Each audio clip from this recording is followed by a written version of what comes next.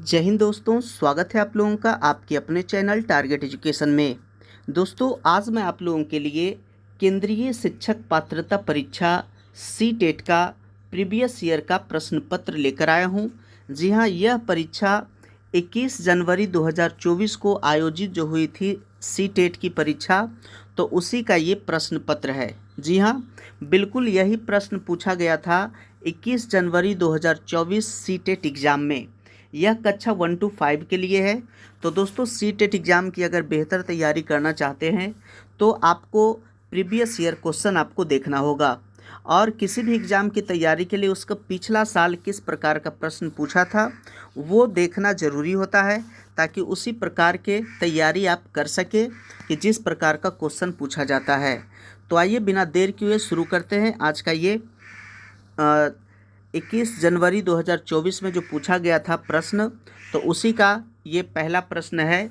जी हाँ, यह बाल विकास व शिक्षा शास्त्र जिसे सीडीपी कहा जाता है, तो यह सीडीपी का, जैसा कि आप सभी जानते हैं कि बाल विकास शिक्षा शास्त्र से 30 प्रश्न रहेगा, और गणित से 30, और पर्यावरण अध्ययन से भी 30 प्रश्न, भाषा 1 यानी हिंदी से 30 प्रश्न, और भाषा 2 अंग्रेजी या संस्कृत जो भी हो उससे 30 प्रश्न रहेगा।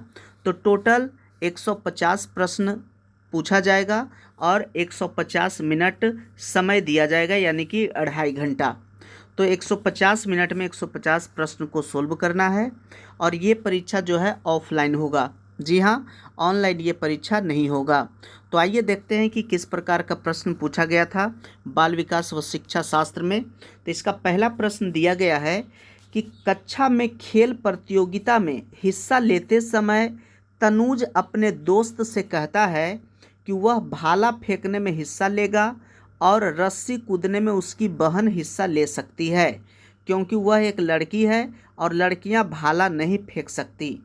यह प्रदर्शित करता है। तो यह किसको प्रदर्शित करता है, यह क्या प्रदर्शित करता है? तो दोस्तों, इस प्रकार का प्रश्न पूछा गया था पिछले एग्जाम में जो 21 जनवरी 2024 को हुआ था।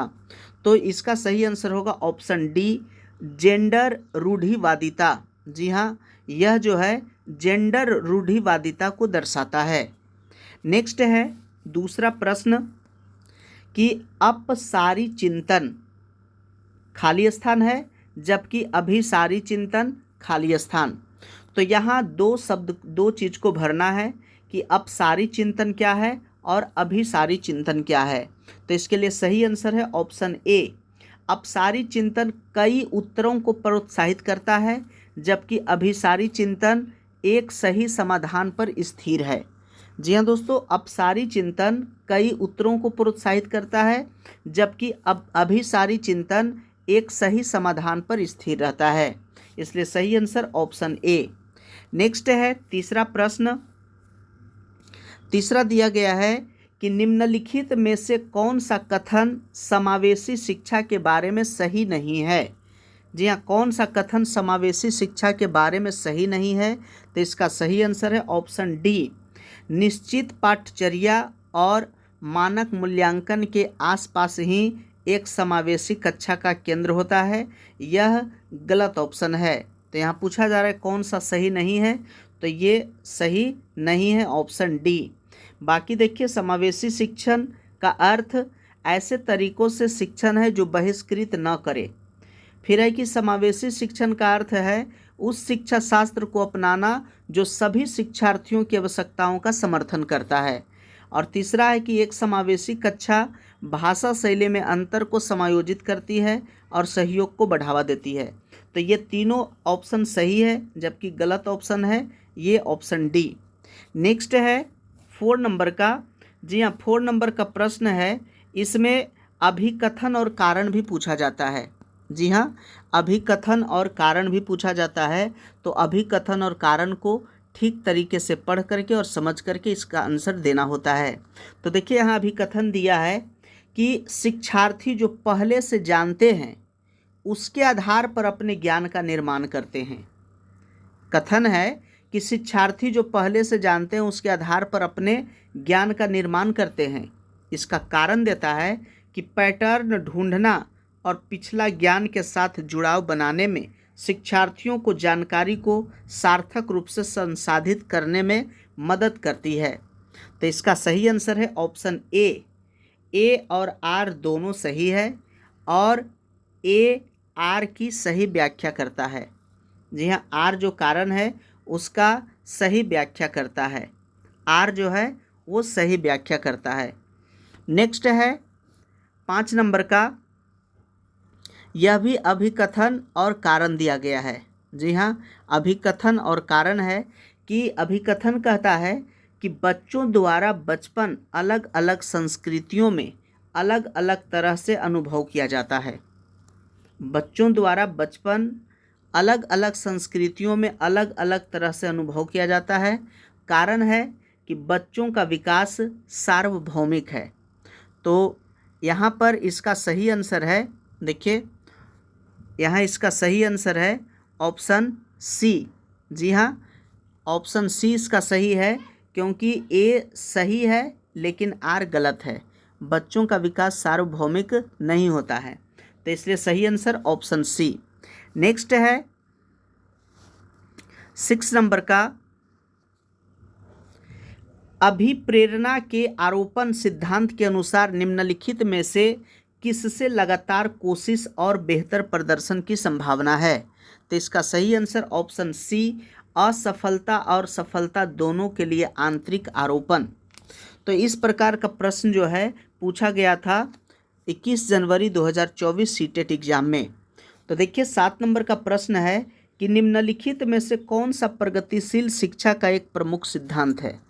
जी हाँ, निम्नलिखित में से कौन सा प्रगतिशील शिक्षा का एक प्रमुख सिद्धांत है। तो इसका सही आंसर ऑप्शन सी, सीखना प्रामाणिक कार्यों पर आधारित होना चाहिए। जी हाँ, जो हम लोग सीखते हैं वह किसी प्रामाणिक कार्य पर आधारित होना चाहिए। नेक्स्ट है 8 नंबर का कि विकास के किस पहलू में तर्क, चिंतन और समस्या समाधान की व्याख्या की जाती है। तो इसका सही आंसर होगा ऑप्शन बी, संज्ञानात्मक विकास में। नेक्स्ट है 9 नंबर का कि लेव वाइगोत्स्की प्रस्तावित करते हैं कि खाली स्थान है बच्चों में स्व नियमन के लिए महत्वपूर्ण है। तो इसका आंसर है ऑप्शन बी, निजी वाक। जी हाँ, लेव वाइगोत्स्की प्रस्तावित करते हैं कि निजी वाक बच्चों में स्व नियमन के लिए महत्वपूर्ण है। देखिए यहाँ फिर से अभिकथन और कारण दिया है। जी हाँ, 10 नंबर का प्रश्न अभिकथन और कारण। तो अभिकथन और कारण में यहाँ लिख रहा है कि लॉरेंस कोहलबर्ग के नैतिक विकास सिद्धांत में बच्चे कार्यों को उनके परिणाम के आधार पर अच्छा या बुरा समझने से इस समझ पर पहुँचते हैं कि नियम और कानून नम्य है और बदले जा सकते हैं। कारण है कि लॉरेंस कोहलबर्ग का तर्क है कि नैतिक विकास क्रमिक रूप से चरणों में होता है। जी हाँ, नैतिक विकास क्रमिक रूप से चरणों में होता है। तो इसका सही आंसर है ऑप्शन ए और आर दोनों सत्य है और आर जो है ए की सही व्याख्या करता है। यह कारण जो है वह ए की सही व्याख्या करता है, इसलिए सही आंसर ऑप्शन ए। नेक्स्ट है 11 नंबर का। जी 11 नंबर का प्रश्न है कि हावर्ड गार्डनर के बहुबुद्धि के सिद्धांत के अनुसार निम्नलिखित में से कौन सा सेट बुद्धि और उसके संबंधित विशेषताओं के सही मेल का प्रतिनिधित्व करता है। तो दोस्तों इसका सही आंसर ऑप्शन सी होगा, संगीतमय प्रदर्शन या रचना करने के कौशल। जी हाँ, संगीतमय प्रदर्शन या रचना करने के कौशल। नेक्स्ट है 12 नंबर का प्रश्न कि निम्नलिखित में से कौन सा कथन अधिगम के बारे में सही नहीं है। जी हाँ, कौन सा कथन अधिगम के बारे में सही नहीं है। तो इसका आंसर है ऑप्शन डी, अधिगम एक प्रक्रिया नहीं अपितु एक उत्पाद है। यह गलत है, इसलिए सही आंसर ऑप्शन डी। नेक्स्ट है 13 नंबर का। 13 में दिया गया है कि निम्नलिखित में से कौन सा कारक समस्या समाधान को बढ़ावा देता है। जी हाँ, समस्या समाधान को कौन सा कारक बढ़ावा देता है। इसका सही आंसर होगा ऑप्शन ए, अपसारी चिंतन। जी हाँ, अपसारी चिंतन समस्या समाधान को बढ़ावा देता है क्योंकि इसमें कई उपाय को ढूंढा जाता है। नेक्स्ट है 14 नंबर का कि कोहलबर्ग के नैतिक विकास सिद्धांत के अनुसार किस स्तर पर बच्चे अपकेंद्रित होते हैं और किसी कार्य को करने में अपना ही लाभ देखते हैं। तो इसका आंसर है ऑप्शन बी, पहले स्तर के दूसरे चरण में। जी हाँ, पहले स्तर के दूसरे चरण में। दोस्तों, यह प्रश्न पत्र जो है 21 जनवरी 2024 सीटेट एग्जाम का ये प्रश्न पूछा गया था। तो इसे आप शुरू से अंत तक जरूर देखें, क्योंकि सीटेट जो है वह प्रश्न को दोहराता है, प्रीवियस ईयर प्रश्न को भी वह कभी कभी डालता है, इसलिए प्रीवियस ईयर क्वेश्चन देखना जरूरी है।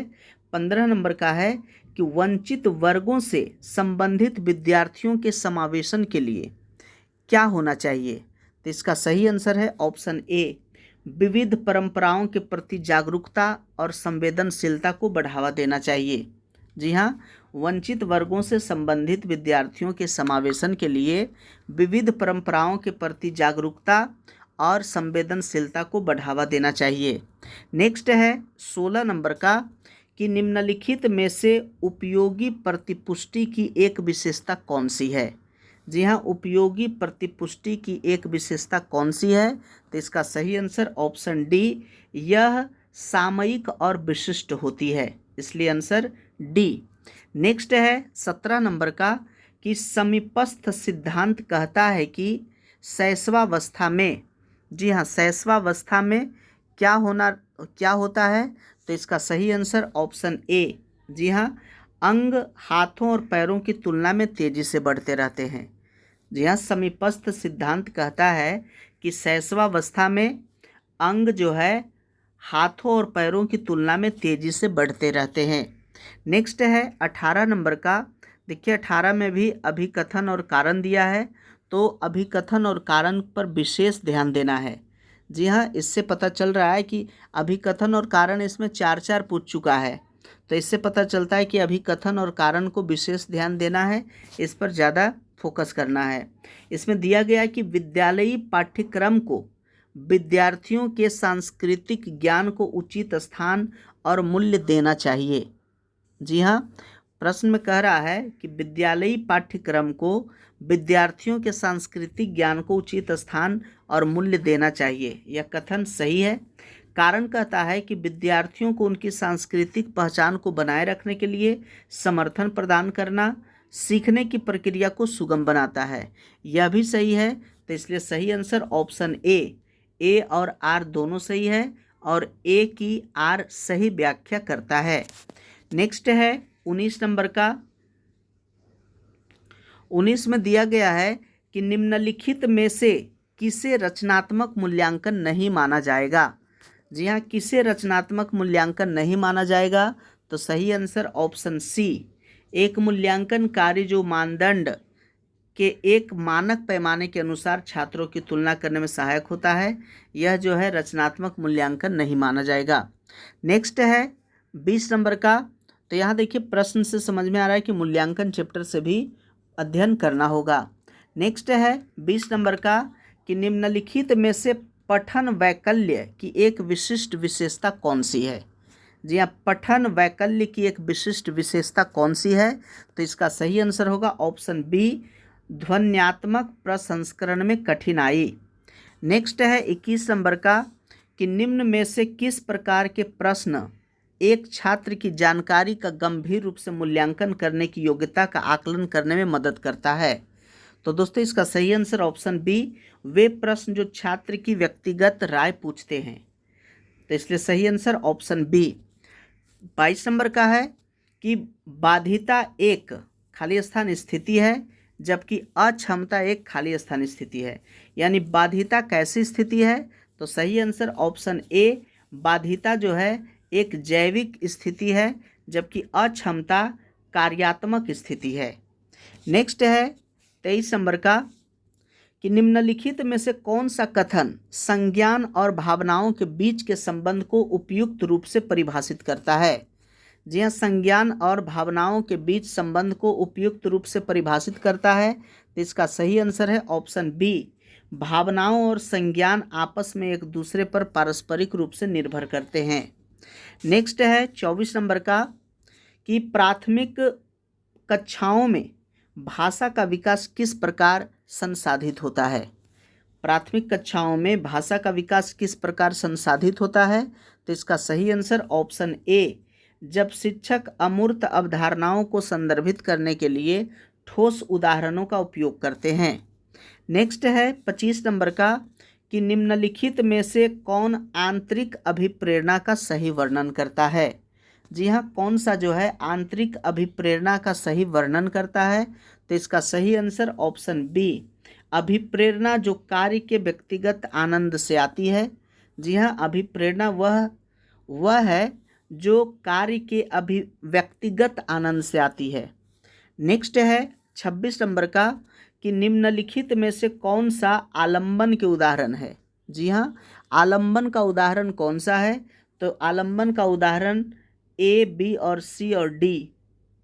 आलंबन का उदाहरण ए, बी, सी और डी ये चारों है। यानी कि बोलकर सोचो, संकेत और इशारे, प्रश्न, आधा हल किया हुआ उदाहरण।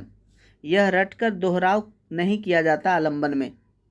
नेक्स्ट है 27 नंबर का कि विकास के क्रम में बच्चे सूक्ष्म पेशीय कौशल से पहले सकल पेशीय कौशल विकसित करते हैं। यह क्या दर्शाता है? तो इसका सही आंसर होगा ऑप्शन डी, समीप और दूराभिमुख को दर्शाता है। नेक्स्ट है 28 नंबर का। 28 में दिया गया है कि जीन पियाजे के संज्ञानात्मक विकास के सिद्धांत के अनुसार निम्नलिखित में से कौन सी क्षमता मूर्त संक्रियात्मक सोच को पूर्व संक्रियात्मक सोच से अलग करती है? यानी यहाँ देखा जा रहा है कि जीन पियाजे का संज्ञानात्मक विकास सिद्धांत को भी पढ़ना है। जी हाँ, जीन पियाजे के संज्ञानात्मक विकास सिद्धांत के अनुसार निम्नलिखित में से कौन सी क्षमता मूर्त क्रियात्मक सोच के पूर्व संक्रियात्मक सोच से अलग करती है? तो इसका सही आंसर होगा ऑप्शन बी, विकेंद्रण। नेक्स्ट है 29 नंबर का कि रस्सी कूदते समय पैर में रस्सी फंसने के कारण आउट होने के बाद अरु कहती है कि उससे रस्सी ने जानबूझकर आउट किया है। जीन पियाजे के संज्ञानात्मक विकास सिद्धांत की किस अवस्था में बच्चे इस तरह के तर्क देते हैं? तो इसका सही आंसर होगा ऑप्शन डी, पूर्व चलन अवस्था। जी हाँ, पूर्व चलन अवस्था।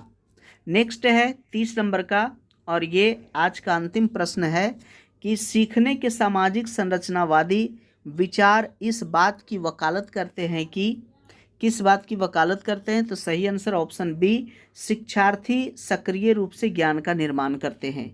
जी हाँ, शिक्षार्थी जो है सक्रिय रूप से ज्ञान का निर्माण करते हैं।